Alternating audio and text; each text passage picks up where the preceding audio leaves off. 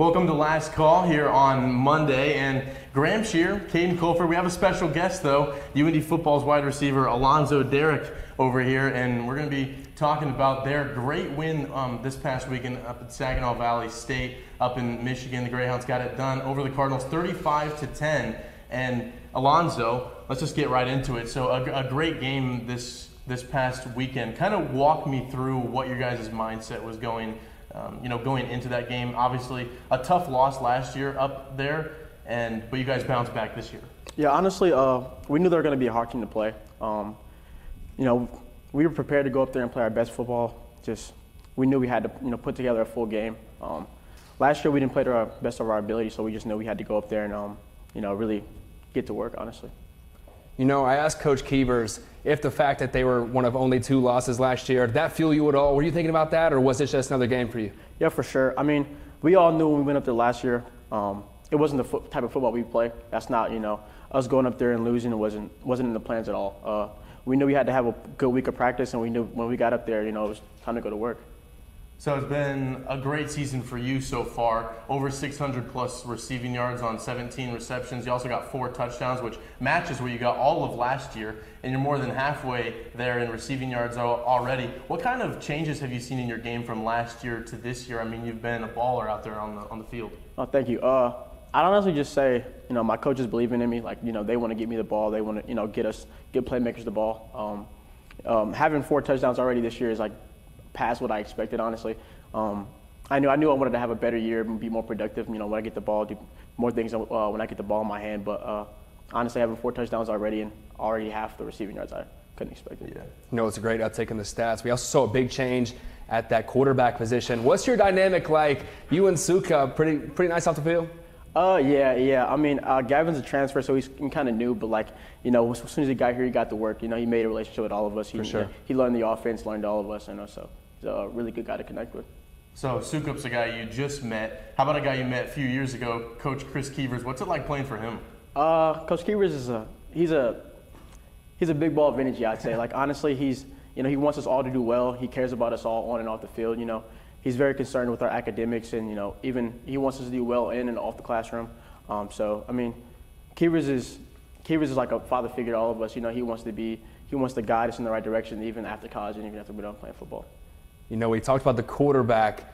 You had to play at Saginaw Valley, came around, took a handoff, rolled out right, and then you kind of had to throw it away. It was a good decision. There was nothing open downfield, but can you walk me through that play call and what you were thinking during that play? Honestly, when they called it, I wasn't sure if I really wanted to run it because we had read it in practice a couple times, and I had thrown it and we completed it twice, but I didn't know if they were actually going to call it on Saturday. So, I mean, when we called it, I was like, well, here goes nothing, and I knew I had to sell the fake a little bit more, and I didn't sell it at all. So, I mean, nothing was open, so I just had to throw it away. You think we might see it later in the season? I hope so, but probably not. We'll see. Hey, second chances. So Alonzo Derrick joins us, wide receiver for the Indianapolis Greyhounds. Alonzo, as you find yourself in your junior year now, what kind of leadership changes have you seen in yourself out there on the field?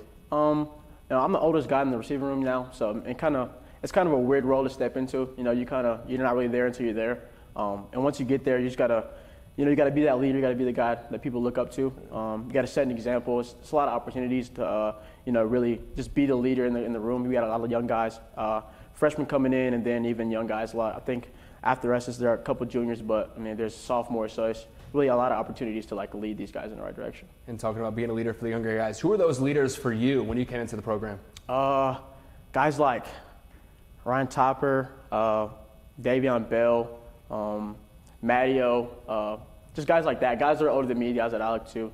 When I came in and I was lost and I didn't know the plays and stuff like that, just guys took me under the wing and helped me out too. Alonzo, who's been your biggest inspiration for playing football? Honestly, when it comes to playing football, it was I kind of just came to me. There wasn't really anybody that in my family I kind of looked up to. Playing football is just something that I was always interested in. My family has been the biggest supporters. I couldn't do it without them, and I wouldn't be anywhere near where I am without them. Coming to all my games, I'm just trying to be there to support me, honestly. So do it for them. Is there anyone that you would compare yourself play style wise, or is Alonzo Derrick one of his own? I like to say I'm one of my own. I feel like comparing myself to other people isn't the best thing for me, honestly. So. Last one from me, though. This week you have Missouri S&T, the Miners over in Rolla. What kind of things can we expect? I'd say just a hard-fought game. We always got to finish in the fourth quarter. Keepers preaches that. Last time we were there, the game didn't go the way we wanted. We lost in 21, so definitely not expecting that again. Going to try to go down there and get a win for sure. And then last thing from me, Derrick, I talked to Coach Keevers about it. He kind of runs a tight ship, right? Everything's on a schedule. Everybody's got to be on time. And when you're not on time, I'm sure you could tell us what happens. How do you think that helps you guys as a program to be successful? I mean, we run a tight ship, so I mean, everything that Keevers wants is there's a reason for it all. It's just about being disciplined on and off the field. If you're disciplined in everything you do, then when it comes to Saturday, stuff will be easy for you. So I mean, him running a tight ship is just to make it easy for us in the long run. That's just him too. Yep, for sure. An old school guy. That's Alonzo, Derrick. Thank you so much for giving us your time. Of course. When we come back, we'll go ahead and take a look around some NFL highlights, starting with the Colts and more when we come back right here on Last Call. Are you feeling alone in your faith? UINDY Catholic gives you an opportunity to get involved in a religious community on campus, providing sacramental needs and fellowship for prospective students and giving you a sense of belonging. We just want you guys to know that God loves you, He delights in you, and He's in awe of you. And we would love to meet you. So you should come on out. UINDY Catholic, a community for you. For children who may have high-functioning autism, may have ADHD, processing challenges, working memory issues, sensory integration issues, those types of challenges. It's a place where human beings are valued, children are respected. It's a progressive school that takes a hands-on approach to education.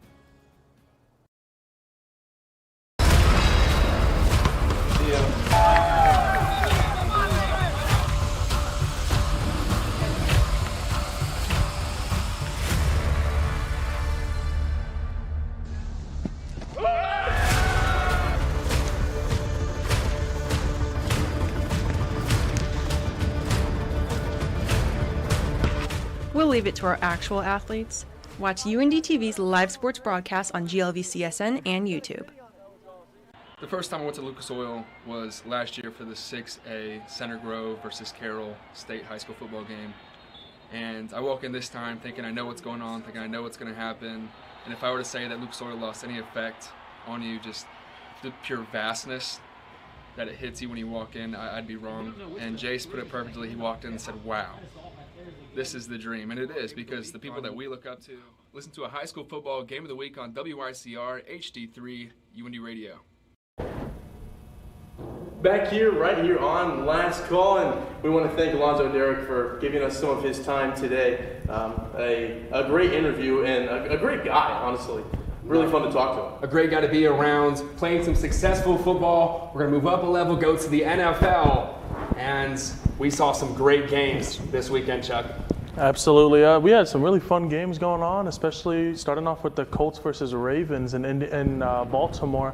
How did you guys feel about that one coming into it? Colts versus Ravens. My pick was the Colts, right? Whether it was ill-advised or not, they went out and they got it done. One of the most ugly games that I've seen all season, but I mean, in and out. Entertaining for all the wrong reasons, right? No, definitely an entertaining game, and honestly, I'd say one of the best games of the weekend. This one went all the way down into overtime, but here in the first quarter, Lamar Jackson had a great game overall. He threw for over 200, ran for over 100, a couple rushing touchdowns, and the best catch of the day, Zach Moss. He's come in and he's really made a name for himself in that Colts backfield, Chuck. Yeah, absolutely. I knew that Zach Moss was going to do good because they have a great O-line. They are built for the run game. If you can find your cuts and you can find yourself open in the backfield, you're going to do very good in this Colts system. And I think what makes him successful is he's not trying to be Jonathan Taylor. Exactly. Right? This guy's going out. He's playing a role. He's doing his own thing. As you said, falling behind his offensive line, putting trust in them, trust in the coaching staff, trust in the play calls. And hey, they go out and get it done against a solid team in the Ravens.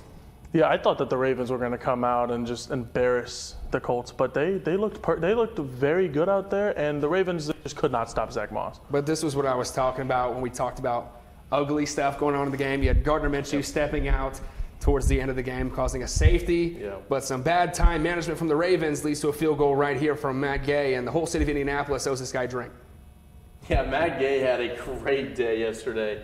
I feel like he's the one who kept the Colts really in the game, and probably the best kicker in the NFL, Justin Tucker here. He did this once last year on a 62-yard attempt. This one's 61, just didn't have the leg. Yeah, I thought that game was over whenever it went in, but you know, sometimes it happens. The wind doesn't always go your way. Even the best kickers miss it sometimes.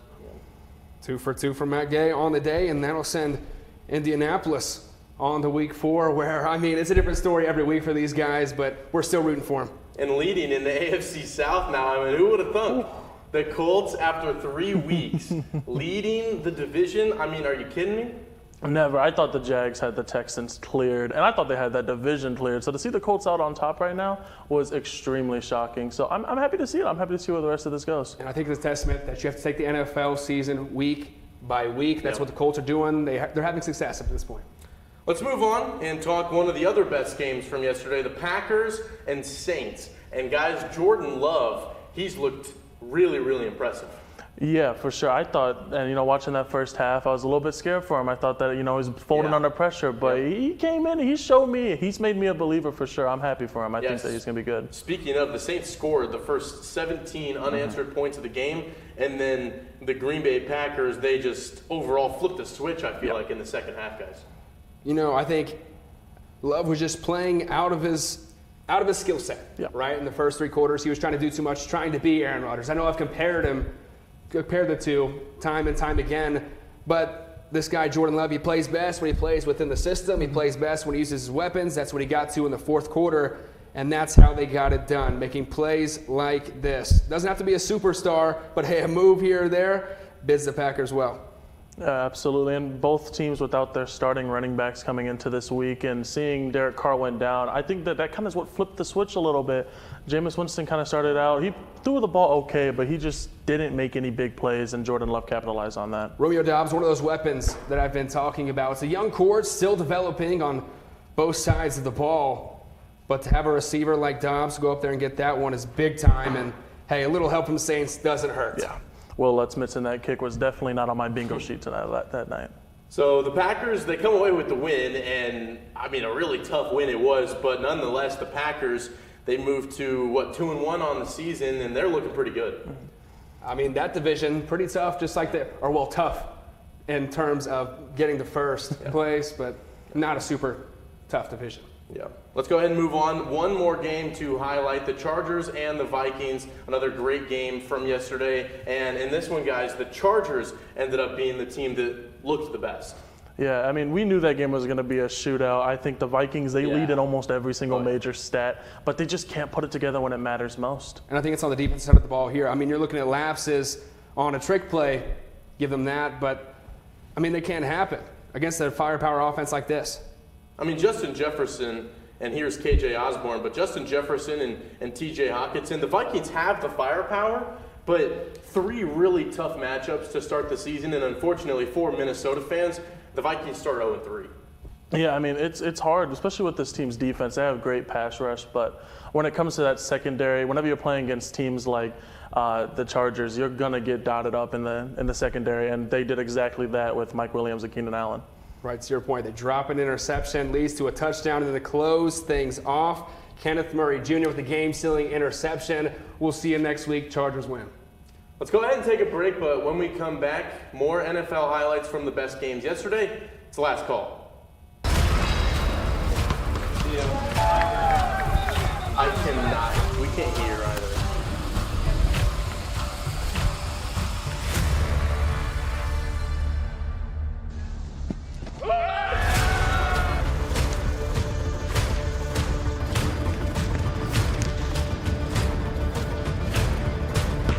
We'll leave it to our actual athletes. Watch UINDY TV's live sports broadcast on GLVCSN and YouTube. The first time I went to Lucas Oil was last year for the 6A Center Grove versus Carroll State High School football game. And I walk in this time thinking I know what's going on, thinking I know what's going to happen. And if I were to say that Lucas Oil lost any effect on you, just the pure vastness that it hits you when you walk in, I'd be wrong. And Jace put it perfectly. He walked in and said, wow. this is the dream. And it is, because the people that we look up to listen to a high school football game of the week on WICR HD3 UINDY Radio.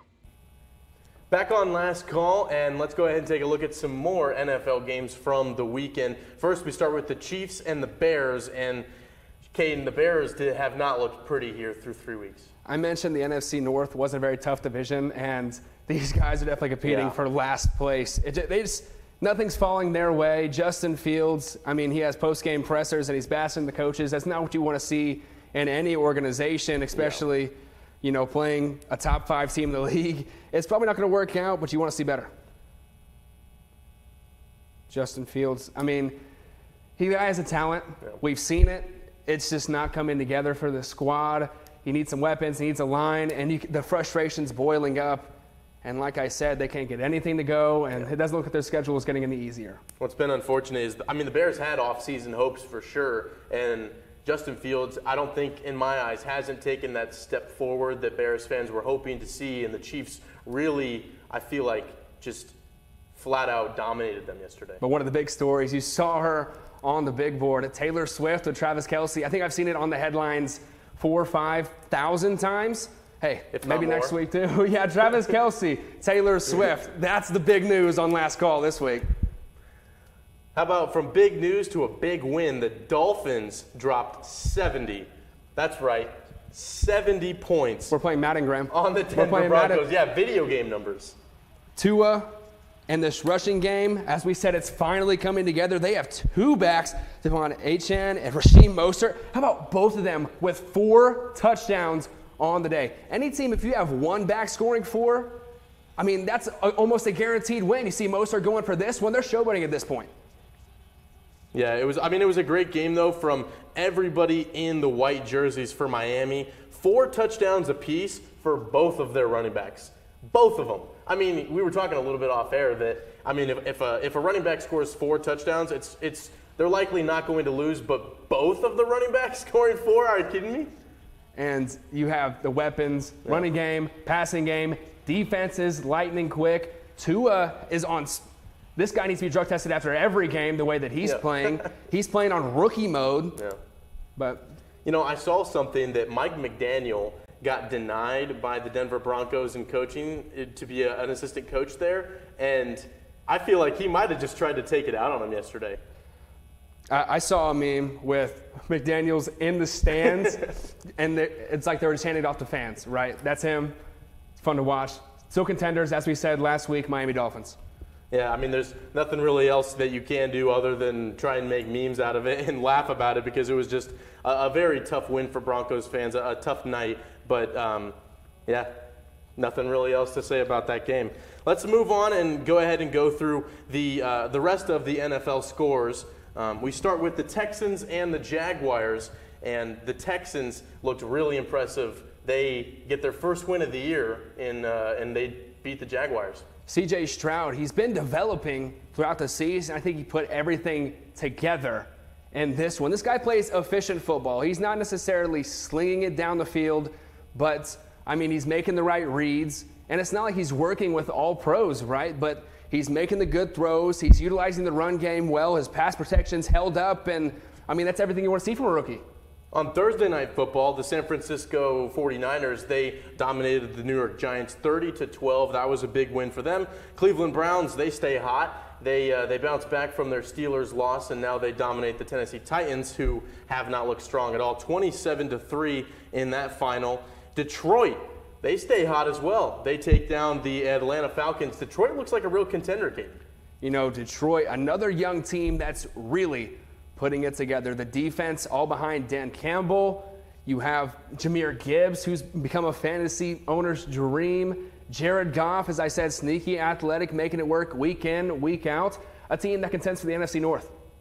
The New England Patriots dominate on the New York Jets. That was a big game there for the Patriots, who bounced back from their Miami Dolphins loss last week. Buffalo dominates the Commanders 37-3, and Buffalo, who fell the first week to the New York Jets, they look hot now as well, and they moved to 2-1. The Commanders, we had IOs for them coming in as they were 2-0, right? But the Bills, being a top 10 team, undoubtedly playing against the Washington Commanders, they met their match this time. And then we talked about Houston and the Colts, the Seattle Seahawks. They beat up on the Carolina Panthers 37-27. The Chiefs and the Bears, we talked about that huge win for the Chiefs. Dallas falls to the Cardinals. Didn't think that the Cowboys had a weak spot, but the Cardinals, they beat them up 28-16. Cardinals get a revenge win there. And then on Sunday Night Football, the Pittsburgh Steelers beat the Las Vegas Raiders 23-18. Let's talk about some Monday Night Football coming up tonight. And the first game of the night is the Eagles and the Bucks. The Eagles are 2-0. You think they stay hot and move to 3-0? No, I don't. Wow. I think it's the Baker show, and I think we have the privilege of watching it, right? This guy's playing efficient football. Like I said, it's kind of the same situation as Jordan Love. He's not going out there playing like Aaron Rodgers or Tom Brady or Peyton Manning, but he's playing efficient football. Guy's only thrown he hasn't thrown an interception all year, throwing 70% completion-wise, and he's only taken 1 sack. So, I mean, he's using Mike Evans to the best of it, and he's getting it done. Baker Mayfield, he's going to get it done again this week against Jalen Hurts and the Eagles. 2 2-0 teams. One of them is not going to be after tonight. However, think the Eagles get it done and they knock off the Bucks. Let's move to the second game and a Super Bowl rematch from just 2 years ago. The Rams and the Bengals. Bengals are 0-2. Do you think they get their first win of the year? You know, Joe Burrow's questionable, but there's a reason this guy got the contract that he got. You just mentioned it. He was in a Super Bowl not too long ago for a reason. This guy was a Heisman winner for a reason, a national championship winner for a reason, and he's going to show it here week 3, even though week 1 and week 2 were subpar. Jamar Chase, he'll turn it on. I mean, this guy's a dog. His team has plenty of players. Give me the Bengals. However, I think the Rams stay hot. They lost last week to the 49ers, but they stuck with them. I think the Rams are going to be a true contender this year. Puka Nacua, watch out. He might lead fantasy. That is a waiver wire demon right there. Yeah. Rams get it done over the Bengals. Let's go ahead and take a quick break, but coming up, we move to NCAA football. A couple of the best games from the weekend. It's last call. Are you feeling alone in your faith? UINDY Catholic gives you an opportunity to get involved in a religious community on campus, providing sacramental needs and fellowship for prospective students and giving you a sense of belonging. We just want you guys to know that God loves you, He delights in you, and He's in awe of you. And we would love to meet you. So you should come on out. UINDY Catholic, a community for you. For children who may have high-functioning autism, may have ADHD, processing challenges, working memory issues, sensory integration issues, those types of challenges. It's a place where human beings are valued, children are respected. It's a progressive school that takes a hands-on approach to education. Back on last call, and now some NCAA football. We start right here in the Hoosier State, though. The Notre Dame Fighting Irish, they were in ranked number 9. They took on number 6 ranked Ohio State. The Buckeyes haven't beat them since 1936. And Caden, that streak stays alive. But I was on the game with Alonzo, Derrick, with the UINDY football team watching this one, and everyone was glued to the screen. Even though it was a slow game from the start, I mean, it's the ideal game for a big football fan, right? 2 big teams, heavy defensive battle to start things off. Ohio State got off to a big lead, but Notre Dame, they came back and made it a nail-biter. Yeah, you took the words right out of my mouth defensive-wise. 2 defensive juggernauts in NCAA football right now, and both of them looked extremely strong. It took Notre Dame all the way until that end of that third quarter to get their first score, and then here, middle of the fourth, they take the lead on the Buckeyes. And again, like you said, eyes were glued to the TV because it was just a fight until the very end. You know, you had to make lemonade, right? And I say, like, the defense was only giving everybody so much. Hartman and McCord both did a good job towards the later part of the game of making their reads. Obviously, Ohio State had to work through a Marvin Harrison Jr. injury. I haven't heard anything about that to this point. But as I said, making lemonade, that's exactly what Ohio State did, put themselves in position to win. And they score that touchdown as time expires. That was just I mean, a heartbreaker for Fighting Irish fans. It was such a tough loss, such a hard-fought battle. I feel like so many things had to go right for Ohio State to win, and they all did. We saw a couple fourth down plays that they would just get inches past the first down line, and it ended up being a fantastic win. Let's move on and talk about Clemson and Florida State in the ACC, another one of the best games from the weekend, and Caden, this one was extremely close as well. I mean, when you're seeing linemen get on their horse like they are now, you know that offense is busting at the seams, and you can say that for both squads. I mean, 24-24, I mean, not much defense on either end, but that makes for fun football to watch. An overtime game here. This was right at the last second. You see 12 seconds to go, and Keon Coleman just couldn't come down with it. Now this is right to end regulation. These teams ended up going into overtime. You saw Clemson miss a field goal with just over a minute left. Here is overtime, and that is Keon Coleman, who comes down with one of his 2 receptions, his touchdown receptions from the day, ended with 5 catches, 86 yards, and Clemson just did not have enough to repeat and bounce back score on their first possession of overtime. And Florida State, the Seminoles, they knock off Clemson and they stay hot and they stay atop the top 10 rankings. And it's games like this that make college football as fun as it is. This is what makes me get up on Saturday mornings to turn on the TV. Yeah. I like Florida State and their offense. Let's move on and talk some Indiana football. The IU Hoosiers, a great game out of them. They ended up knocking off Akron. This one also in overtime, and IU a 29-27 win. This one was a great game for Hoosier fans. A great game in the point that they won, but this is Akron, right? We got to think about the competition that we're playing. We've had games earlier this season that we probably should have been a lot closer, right? We want to see more out of the Hoosiers. We understand that they're probably a basketball school, right? But on the football field, I think against Akron, I don't know if it needs to be that close. And then we talk about Purdue football. They ended up losing big to Wisconsin. And Purdue, in my eyes, the Boilers just haven't seemed very hot in college football this year so far. You know, a new head coach has yet to win at home. They have the new stadium. They might need some new players in the new stadium if they want to get anything done. Let's go ahead and move on and talk our Monday football forecast for this upcoming week. Caden's 2-1 off of last week, and I am 2-1. He got the Colts-Ravens game right. I, however, did not. I did get the Steelers and Raiders Sunday night football game right, and he did not. So let's go ahead and move on and talk about our picks for this upcoming week. So a couple great games. And we start on Thursday night football, the Packers and Lions. Caden? Packers and Lions. I'm a big fan of the NFC North. Give me the Packers. Jordan Love, he's working through everything this season. He works through the Lions just the same. Yeah, I think I got the Lions on this one. I hate to disagree with you, but I think the Lions are looking really special this year. Amon-Ra St. Brown, Jared Goff has looked great, and Jahmyr Gibbs out of Alabama. Gibbs has been a great bell cow running back. I think you could take either team in this situation. I don't blame you. Weapons are on both sides. It should be a fun one. I think it's a high-scoring game. Yeah, I think the Lions get this one done. That's my first lock of the week. We move to Sunday night football, the Chiefs and the New York Jets. And I think in this one, the Chiefs, they stay hot and they get another win.